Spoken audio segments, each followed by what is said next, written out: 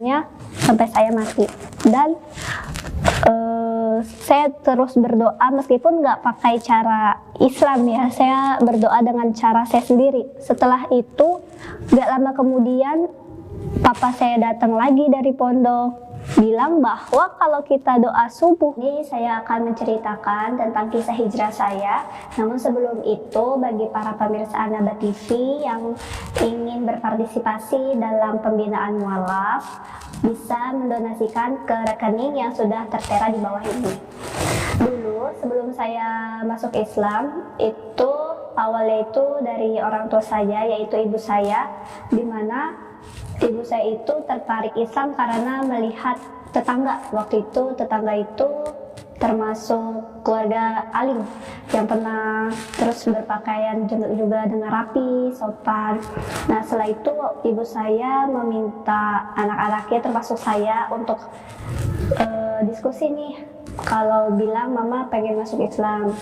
Tapi posisi saya saat itu saya nggak mau karena saya masih berpegang teguh terhadap agama saya sebelumnya. Akhirnya ibu saya pun memutuskan, oh ya udah kalau gitu biar ibu sama adik-adik saya masih kecil yang masuk Islam, tetapi saya enggak. Waktu itu posisi ayah saya belum tahu. Berjalannya waktu, akhirnya ibu saya perlahan-lahan memberitahu, dan ayah saya pun ya mungkin karena suami istri jadi ada perdebatan sedikit, dan akhirnya ayah saya memutuskan untuk diminta tolongi dicarikan ustadz untuk menjawab segala pertanyaan dia yang memang membuat dia bingung di agama Islam ini apa bedanya. Akhirnya banyak ustadz yang dicari dan udah banyak yang ketemu, namun dari semua ustadz itu masih belum ada jawaban yang pas dari ustadz itu, jadi belum bisa ngena hatinya papa. Dan gak lama kemudian papa ketemu salah satu ustadz, dia juga termasuk salah satu teman papa, dan papa nggak tahu kalau waktu itu dia tuh ustadz punya pondok, karena memang waktu itu beliau tidak memberitahukan. Akhirnya setelah tutup toko jam 10 malam, papa pergi ke pondok dia. Dan gak lama kemudian jam 3 pagi tiba-tiba papa pulang, udah pakai sarung, udah pakai peci, dan ternyata papa udah masuk Islam. Cuman posisinya saya itu masih belum terima Islam itu seperti apa. Dan akhirnya papa ternyata udah syahadat. Waktu demi waktu berjalan, jadi setiap ustadz itu datang mengajar ngaji, saya tuh nggak pernah ikut karena saya nggak suka dengernya waktu itu. Akhirnya waktu itu tiba-tiba dipaksa mama katanya harus ikut. Akhirnya saya terpaksa pakai jilbab, terpaksa pakai pakaian yang tertutup. Tapi proses saat saya belajar itu harus nangis dulu, karena kan mikirnya kayak kenapa sih harus dipaksa, kan nggak mau, agama itu kan hak setiap orang. Dan akhirnya lama-kelamaan saya luluhnya karena ustadz itu setiap selesai belajar dia selalu menyelipkan pelajaran-pelajaran dikit, seperti kayak perempuan itu seperti ini, perempuan itu seperti itu. Dan akhirnya saya tertarik, namun saya belum memutuskan untuk masuk Islam karena saya hanya tertarik aja. Dan suatu malam papa pulang dari pondok, papa bilang bahwa kalau berdoa tengah malam itu doanya dikabulin. Akhirnya saya mencoba untuk berdoa, tapi waktu itu masih dengan cara saya berdoa di agama saya sebelumnya. Berdoa saya hanya minta kalau memang Islam ini yang benar, saya tetap bakal masuk ke Islam. Tapi kalau enggak, saya tetap bakal di agama saya sebelumnya sampai saya mati. Dan saya terus berdoa meskipun nggak pakai cara Islam ya, saya berdoa dengan cara saya sendiri. Setelah itu nggak lama kemudian papa saya datang lagi dari pondok, bilang bahwa kalau kita doa subuh plus doa tengah malam itu dikabulin. Tapi posisinya saya nggak tahu kalau itu tuh namanya sholat tahajud sama sholat subuh, jadi cuma tahu doa. Nah akhirnya beberapa minggu saya lakuin itu non-stop, dan dan saya juga sempat belajar belajar sholat, belajar diam-diam karena waktu itu masih gengsi kalau ketahuan orang tua saya kan. Akhirnya saya belajar, saya doa. Begitu tengah malam waktu itu, biasanya ibu saya setelah ngaji Al-Quran itu nggak pernah ditaruh di ruang tamu, pasti ditaruh di dalam lemari di kamar. Tapi entah malam itu saya ngeliat Al-Quran lagi ada di atas meja. Akhirnya saya memutuskan untuk ambil, bukan saya kepengen tapi kayak tertarik ngelihatnya. Akhirnya saya ambil dan surah pertama yang saya baca itu Al-Baqarah, dan di surah itu terdapat banyak jawaban yang memang saya pertanyakan di agama saya sebelumnya, namun tidak pernah ada yang bisa menjawab dengan logika. Akhirnya terjawab juga di dalam surah tersebut. Gak lama kemudian ibu saya tiba-tiba minta saya buat mau mondok gak, tapi posisi saya belum tahu kalau masuk Islam itu harus syahadat. Jadi saya bilang, oh yaudah mondok lah, karena kan waktu itu masih muda, masih kecil, jadi mikirnya kayak ya udah nggak apa-apa mondok aja biar jauh dari rumah, biar gak denger omelan gitu. Tahu-taunya masuk sini, saya gak tahu disuruh syahadat, ketemulah sama Ustadz Nababan. Setelah ketemu sama Ustadz Nababan, ya udah disuruh syahadat. Setelah syahadat, akhirnya saya mondok. Nah, karena makin besar, jadi bagi saya mondok bukan jauh dari orang tua, ya biar bisa belajar agama gitu. Waktu itu saya tentang ketuhanan, karena kan selama ini yang saya pelajari Tuhan itu ya maksudnya bisa ada tiga lah. Mungkin ada beberapa orang di luar sana yang memang nggak setuju karena mungkin beda pemahaman ya sama saya. Cuman kalau misalkan bagi saya, kalau konsep materi seperti itu diajarkan pada anak seumuran saya dulu, bisa dibilang SMP itu bukan umur yang harus diajarkan tentang teologi. Maksudnya kita harus dipaksa berpikir di luar nalar, abis itu dipaksa buat percaya, pokoknya harus percaya, kalau nggak percaya itu salah gitu. Nah akhirnya waktu itu soal ketuhanan saya baca dan saya mempertanyakan kenapa kalau di agama saya sebelumnya kok lebih dari satu, kalau di sini kok satu gitu. Sedangkan kan ceritanya sama aja, kayak cerita tentang di sini Bunda Maria, di sini Maria, sama aja ceritanya. Cuman kenapa tiba-tiba kok bisa jadi tiga, kok di sini satu dan di situ terjawab. Memang kalau secara logika, kalau misalkan Tuhan kita tiga itu, dunia tuh gak bakal bisa akur. Karena kan kalau misalkan tiga, kalau yang satu mati, siapa satu lagi yang buat itu? Karena kan kalau tiga masing-masing punya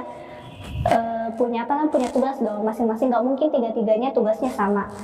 Jadi kalau misalkan mereka berantem ya gimana, kiamat pula nanti di sini kan. Jadinya akhirnya saya memutuskan, oh memang di Islam ini memang lebih ke logika, tapi bukan berarti apa-apa harus pakai logika, tapi masuk akal gitu. Itu aja sih bisa dibilang soal tentang Nabi itu. Kalau disodorkan di agama saya sebelumnya, Nabi itu anak Allah.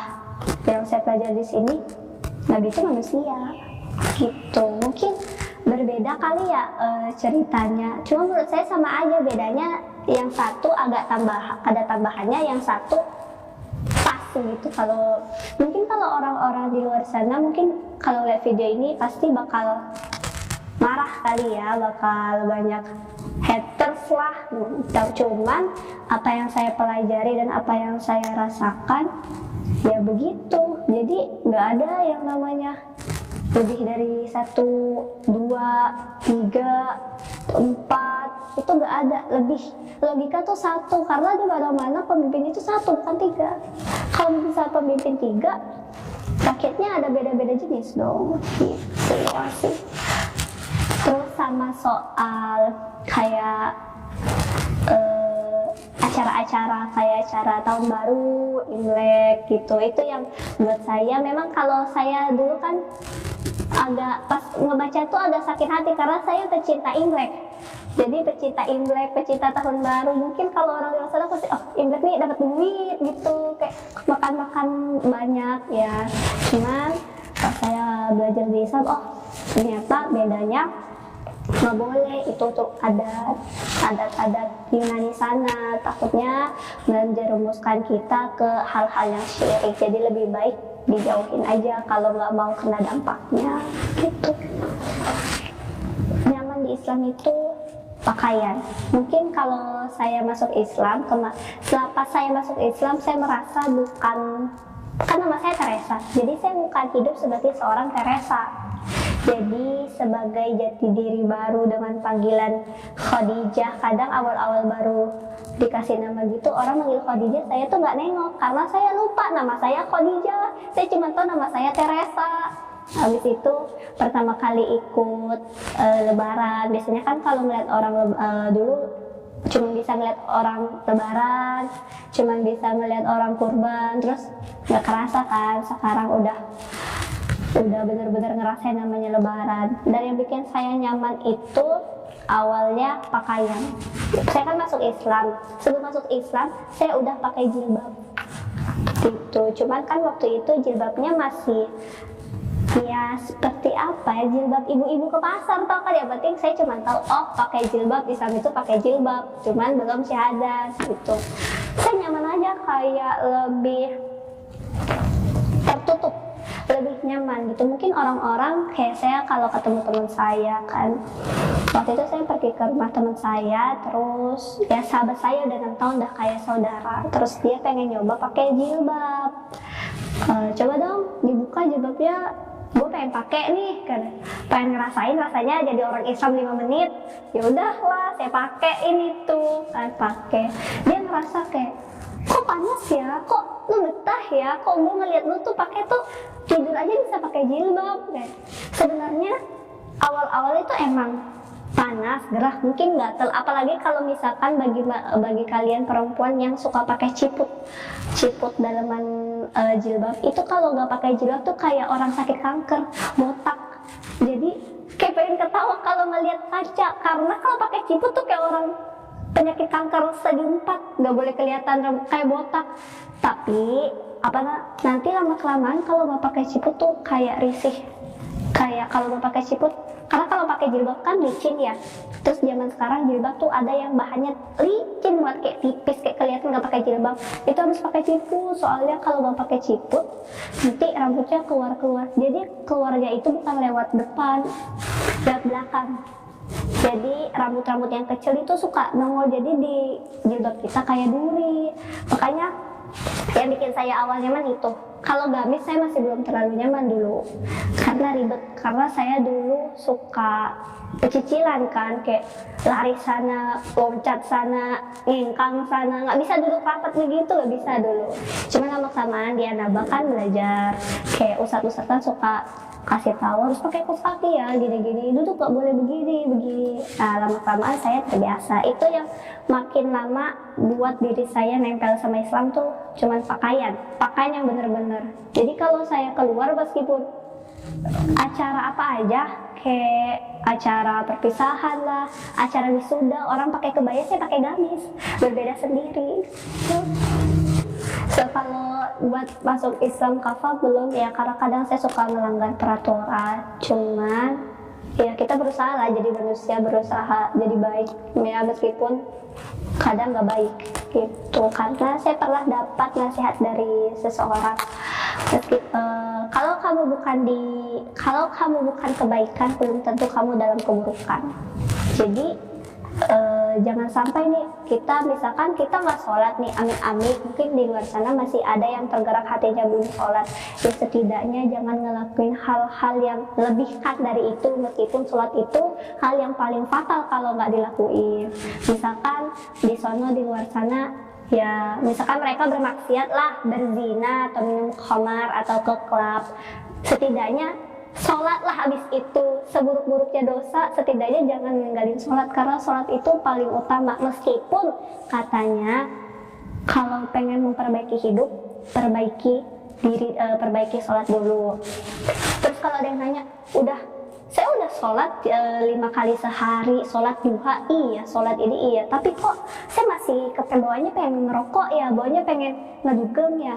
Kalau gitu harus ada yang dipertanyakan, itu sholatnya cuman karena merasa itu kewajiban atau merasa pengen ketemu Allah. Di situ bedanya. Kalau cuma merasa kewajiban kayak ya murid ke sekolah, yang penting ke sekolah pakai baju, udah gitu udah duduk dengerin pulang gitu. Kalau beda konsep pemahamannya kan beda juga nanti perubahannya kayak gimana. Harapan saya karena saya sudah lama mondok di Annaba, harapan saya semoga Annaba makin maju, terus santrinya makin banyak, terus makin makmur, makin masyhur. Udah sih itu aja.